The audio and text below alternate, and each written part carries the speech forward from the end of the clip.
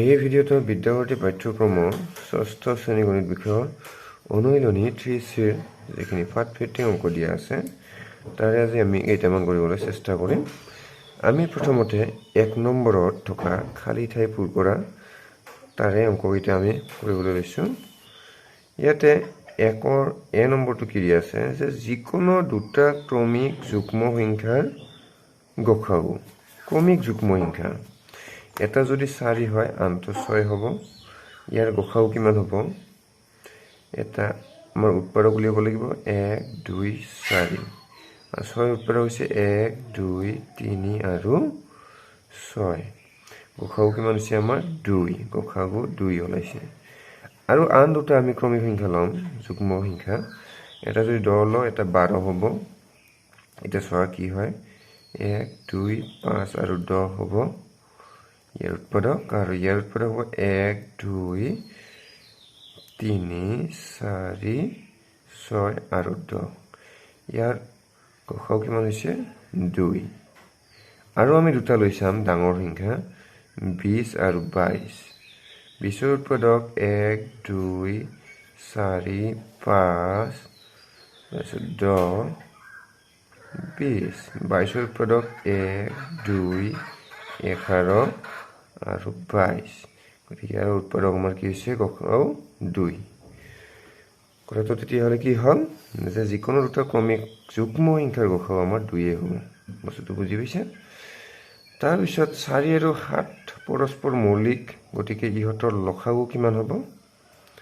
লসাগু কিমান হ'ব? যিহেতু পৰস্পৰ মৌলিক সংখ্যা ইয়াৰ লসাগু হ'ব আমাৰ 4 আৰু 7 পূৰণ কৰিব লাগিব। 4 7 গুণ 28। পৰস্পৰ মৌলিক সংখ্যাৰ লসাগু লঘিষ্ঠ সাধাৰণ গুণিতক এইটো হ'ব আমাৰ 28, অৰ্থাৎ সংখ্যা দুটাৰ পূৰণফল। এতিয়া C নম্বৰ A আৰু B দুটা সংখ্যা। A এটা সংখ্যা B এটা সংখ্যা। B সংখ্যাটো A ৰ এটা গুণিতক। B সংখ্যাটো A ৰ এটা গুণিতক। আমি যদি এটো আমি 3 লওঁ তেতিয়াহ'লে বিটো কিমান হ'ব? এটা গুণিতক, অৰ্থাৎ এইটো 6 হ'ব পাৰে বা 9 হ'ব পাৰে। আমি 9 ধৰিছোঁ। গতিকে কথাটো বুজি পাইছে? এইটো কি কৈছে? A আৰু B দুটা সংখ্যা। A এটা সংখ্যা 3 B এটা সংখ্যা 9। B সংখ্যাটো A ৰ এটা গুণিতক। A ৰ গুণিতক এইটো। গতিকে A আৰু B ৰ গসাগু হ'ব কিমান? গসাগু হ'ব আমাৰ এইটো আৰু লসাগু হ'ব আমাৰ এইটো, অৰ্থাৎ গসাগু হ'ব A, লসাগু হ'ব B। কথাটো বুজি পাইছে? এইটো দুটা বা তাতকৈ বেছি সংখ্যাৰ গসাগু হ'ল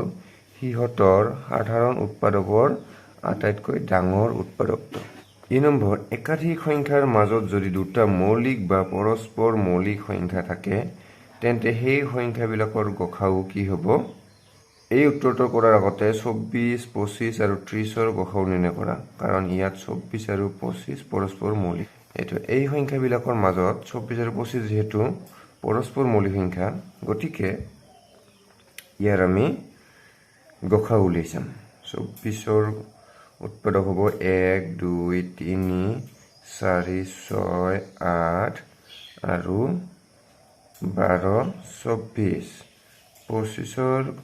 উৎপাদক 1 5 25। তাৰপিছত 30ৰ 1 2 3 5 6 10 15 30। ইয়াৰ গসাগু কিমান? 1। একাধিক সংখ্যাৰ মাজত যদি দুটা পৰস্পৰ মৌলিক সংখ্যা থাকে, দুটা পৰস্পৰ মৌলিক সংখ্যা থাকিলে এই দুটা আমাৰ পৰস্পৰ মৌলিক সংখ্যা, গতিকে ইয়াৰ গসাগু কি হ'ব? আমাৰ একেই হ'ব। এতিয়া 2 নম্বৰ আহিল সত্য নে অসত্য কোৱা। যিকোনো দুটা ক্ৰমিক অযুগ্ম সংখ্যাৰ গসাগু 1। যিকোনো দুটা ক্ৰমিক অযুগ্ম সংখ্যাৰ গসাগু একেই হ'ব। এইটো সত্য। অযুগ্ম সংখ্যা চাবা কি হয়? অযুগ্ম সংখ্যা ধৰা হ'ল আমাৰ এটা 7 এটা 9। ইয়াৰ গসাউ কিমান 1 আৰু 7 ইয়াৰ উৎপাদক ইয়াৰ 1 3 আৰু 9 উৎপাদক গতিকে গসাউ 1 হ'ল আৰু আমি দুটা লৈ চাম এটা লৈছো আমাৰ 33 আৰু এটা লৈছো 35 ইয়াৰ উৎপাদক 1 3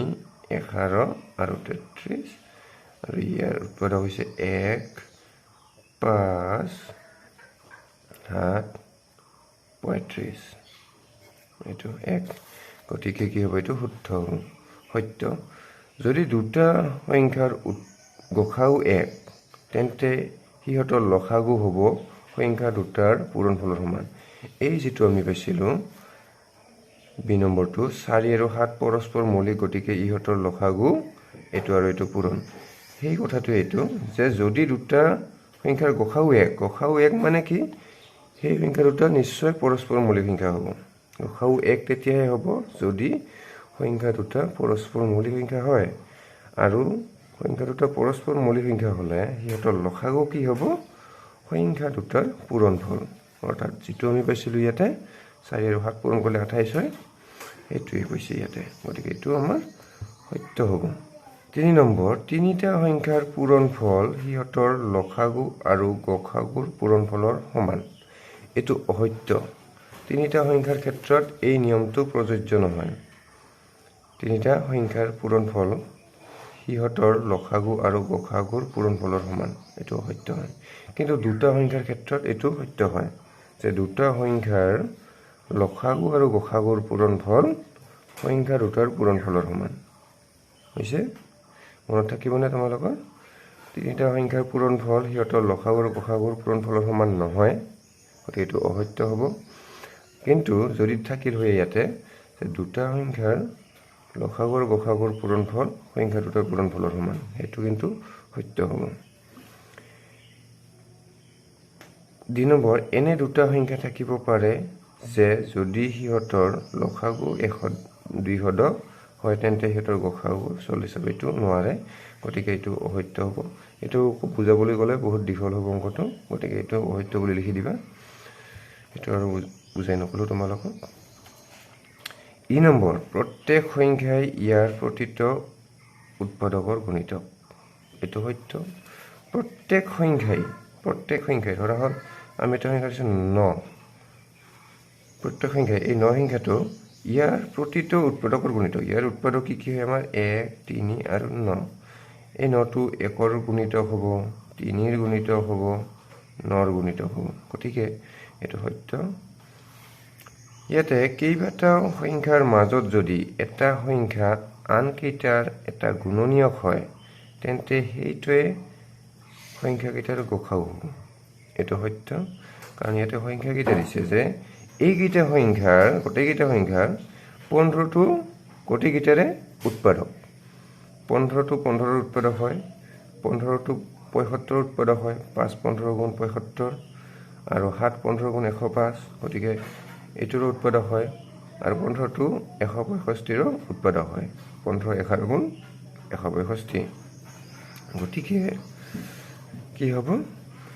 15টোৱে হ'ব এই গোটেই সংখ্যাকেইটাৰ আমাৰ গসাউ ডাঙৰ উৎপাদক এইকাৰণে গসাউ বুলি কয় গতিকে এইটো সত্য হ'ব হৈছে তোমালোকৰ এইখিনি এতিয়া আমি 3 নম্বৰটো কৰিম 3 নম্বৰত দিয়া আছে যে a আৰু b সংখ্যা দুটাৰ গসাউ h m আৰু n দুটা স্বাভাৱিক সংখ্যা সদায় পোৱা যায়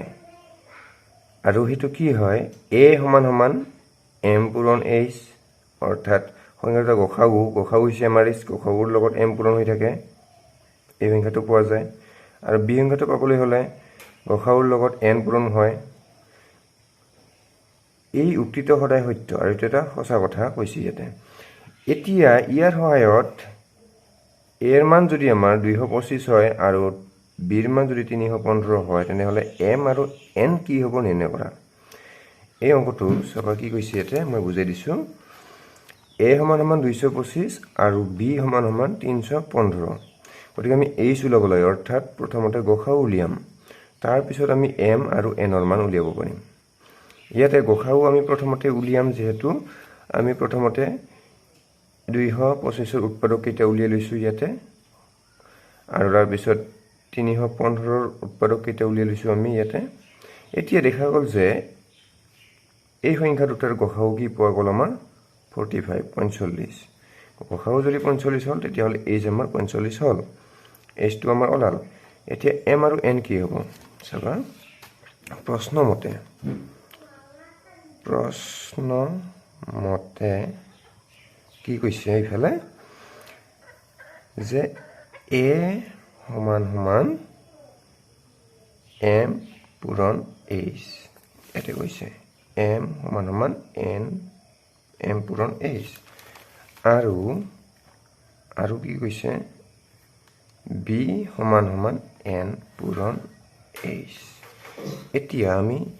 এইফালৰখিনি কৰিম আগত তাৰ পিছত এইফালৰখিনি কৰিম a কিমান আমাৰ 225 m ৰ মান আমি উলিয়াব লাগে h ৰ মান আমাৰ ওলাইছে কিমান 45 ঠিক সেইদৰে ইয়াতে b ৰ মান দিয়া আছে আমাৰ 315 n ৰ মান উলিয়াব লাগে আৰু h ৰ মান দিয়া আছে 45 এতিয়া এই অংকটো কেনেকৈ কৰিব যেহেতু m টোৰ লগত 45 টো পূৰণ হৈ আছে গতিকে 45 টো এইফালে আনিলে কি হ'ব সমান চিনৰ হৰণ হ'ব 2 2 5 45 ৰে হৰণ কৰিলে আমি m ৰ মান উলিয়াব পাৰিম অৰ্থাৎ m টো তোমালোকে আগত লিখি দিয়া 2 2 5 45 এটো এতিয়া হৰণ কৰিলে কি পাম 45 ৰে এটো হৰণ কৰিলে কিমান পাম এটো হৰণ কৰিছো 45 ৰে 2 2 5 45 ৰে পূৰণ কৰা 45 5 ৰে পূৰণ কৰিছো 5 5 25 5 আছে 2 5 ৰে 20 21 22 গতিকে 5 হ'ল m ৰ মান আমাৰ 5 হ'ল আৰু b ৰ মান কি হ'ব আৰু n ৰ মান কি হ'ব একেদৰে কৰিব লাগিব 315 45 ৰে হৰণ n পাম অৰ্থাৎ এটা আমি অলপ পালট কৰি দিলো এটোৰে তোমালোকে এটো হৰণ কৰি চাবা কি পাম আমি এটো 7 পাম গতিকে আমি গটেকেইটা মান উলিয়াব পাৰিলো এটাকে m সমান সমান 5 আৰু n সমান সমান 7 এইটো হ'ব উত্তৰটো বুজি পাইছা অংকটো ভালদৰে চাবা ইয়াৰ পিছত 4 নম্বৰটো আমি কৰিবলৈ লৈছো এতিয়া 4 নম্বৰটো কি আছে যে গসাউ উলিওৱা আৰু হেতু আমাৰ সাধাৰণ উৎপাদক পদ্ধতিৰে উলিয়াব দিছে এতিয়া আমি a নম্বৰৰ 1টো কৰিছো 1 নহয় আমি 2টো কৰিছো 2টো 3টা আছে বাকি কেইটা তোমালোকে এটো নিজে কৰিব লাগিব 12 36 আৰু 45 এইকেইটা সাধাৰণ উৎপাদক পদ্ধতিৰে আমি উৎপাদক কেনেকৈ উলিয়াম যে 12 ৰ প্ৰথমতে আমি উৎপাদক উলিয়াম 1 পূৰণ 12 2 পূৰণ 6 3 পূৰণ 4 গতিকে 12 ৰ উৎপাদক পালো 36 ৰ উৎপাদক কি হ'ব 1 পূৰণ 36 2 পূৰণ 18 3 পূৰণ 12 4 পূৰণ 9 6 পূৰণ 6 এইকেইটা 45 ৰ আমি কেনেকৈ পাম 1 পূৰণ 45 2 নাযায় 3 পূৰণ 15 5 পূৰণ 9 তাৰ পিছত 45 আৰু কি 45 পাম আমি 6 নাযায় 7 নাযায় 8 নাযায় গতিকে এইকেইটা 9 যাব 12 উৎপাদক কি পালো 1 2 3 4 আৰু 6 ঠিক সেইদৰে 36 ৰ উৎপাদক পালো আমি 1 2 3 4 6 9 12 18 36 45 ৰ উৎপাদক পালো আমি 1 3 5 9 15 আৰু 45 গতিকে ইয়াৰ গসাউ কিমান হ'ব এতেকে 12 36 আৰু 45 ৰ গসাউ উ গসা উ কিমান হ'ব 3 4 নাই 6 নাই সবতে গতিকে 3 টো হ'ব আমাৰ গসা উ বুজি পাইছা এনেদৰে তোমালোকে বাকি কেইটা অংক কৰিবলৈ চেষ্টা কৰিবা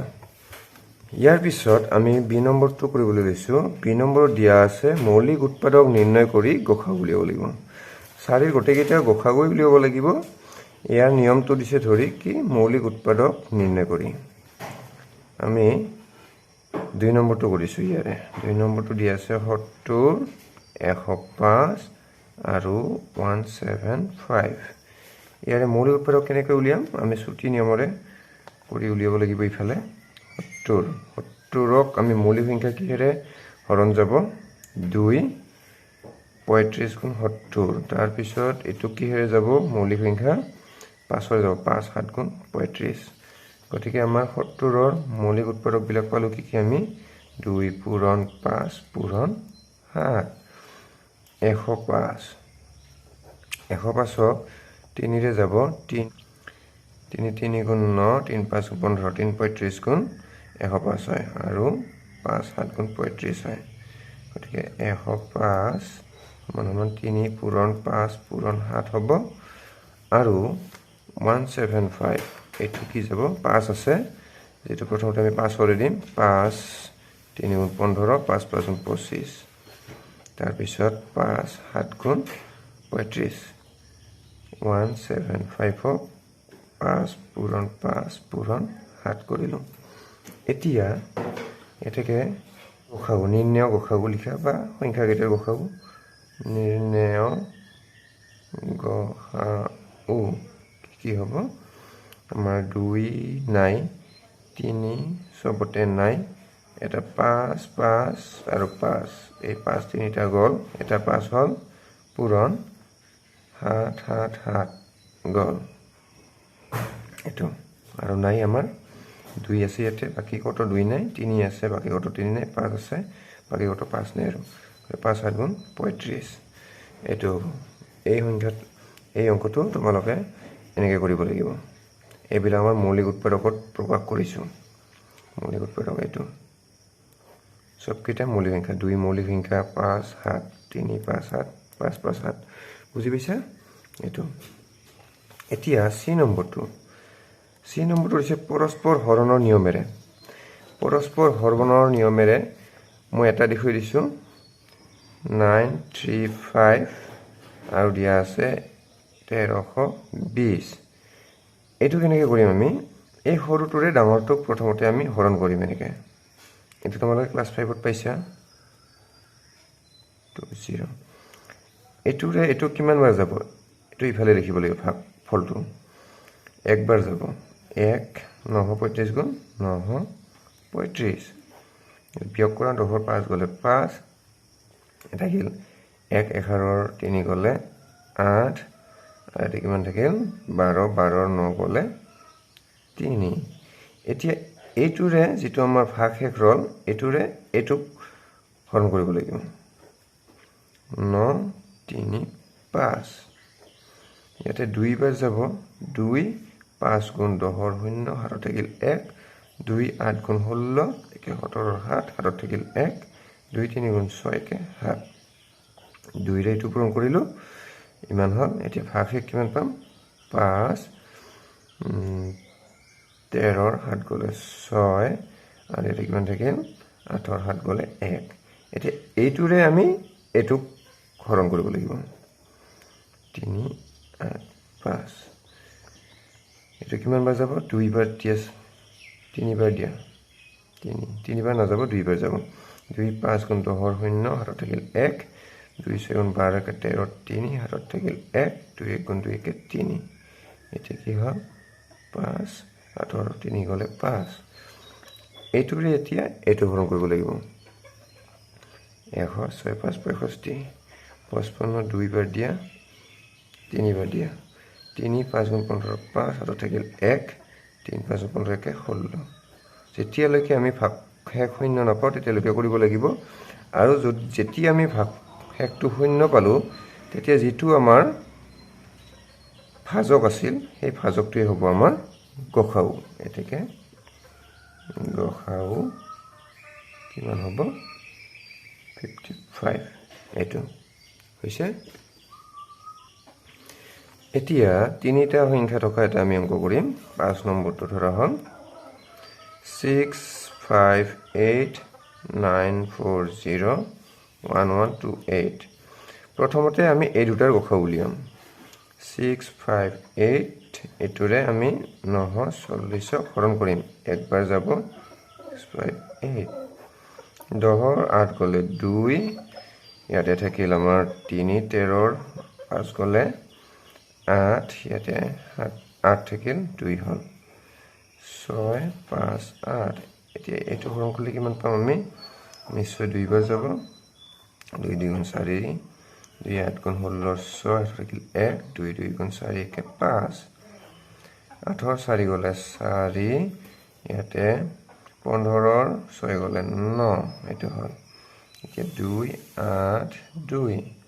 এটো সোয়া কিমান বাৰ যাব 3 বাৰ দিছোৱা 3 4 গুণ 12 2 হাতত থাকিল 1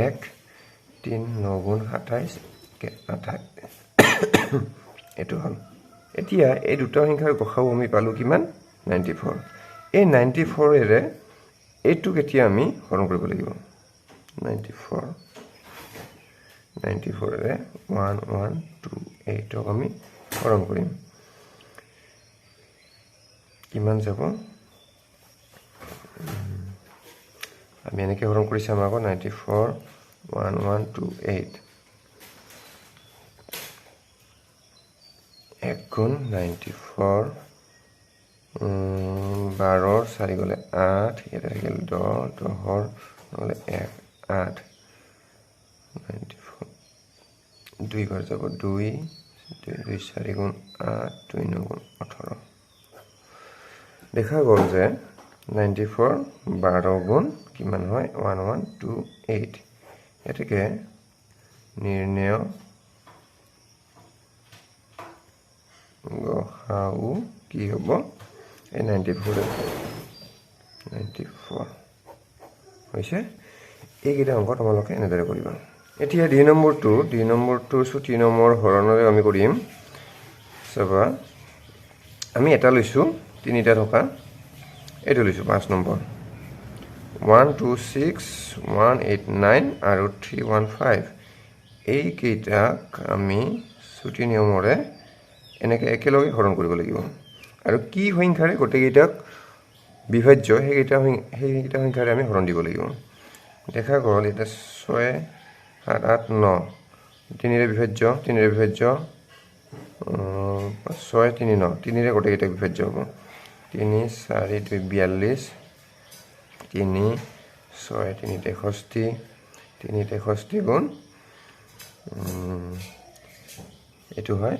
3 3 গুণ 9 318 তাৰপিছত 3 1 গুণ 3 105 3 105 এতিয়া গোটেইকেইটাকে বিভাজ্য হোৱা সংখ্যাটো হৈছে আমাৰ 7 7 6 গুণ 42 7 9 গুণ 63 আৰু 7 15 গুণ 105 আৰু গোটেইকেইটাকে বিভাজ্য সংখ্যাটো হৈছে কি আমাৰ 3 3 2 গুণ 3 3 গুণ 3 5 গুণ আৰু আমাৰ কোনো এটা সংখ্যাৰে বিভাজ্য নহয় গতিকে এতেকে 126 189 আৰু 315 গসাউ কিমান হ'ব এই যিকেইটা সংখ্যাৰে আমি হৰণ কৰিলো এইকেইটা পূৰণ কৰি দেখাব লাগিব 3 পূৰণ দুটা 3 আছে আৰু এটা 7 আছে 3 3 গুণ 9 9 7 গুণ 63 বুজি পাইছা এইটো যেতিয়ালৈকে সংখ্যাকেইটা হৰণ যাই থাকিব তেতিয়ালৈকে গসাউ ওলাই থাকিব আৰু সেইকেইটা কি কৰিব লাগিব আমি পূৰণ কৰি দেখাব লাগিব হৈছে এইটো এনেকুৱা আছিল আশা কৰিছোঁ তোমালোকে ভিডিঅ'টোৰ জৰিয়তে অংককেইটা শিকিব পাৰিলা যদি ভিডিঅ'টো ভাল লাগিছে তেতিয়াহ'লে লাইক আৰু শ্বেয়াৰ কৰি দিবা আৰু যদি চেনেলটো এতিয়ালৈকে ছাবস্ক্ৰাইব কৰা নাই তেনেহ'লে চেনেলটো ছাবস্ক্ৰাইব কৰি বেল আইকনটো প্ৰেছ কৰি দিবা আজিলৈ এৰিছোঁ ধন্যবাদ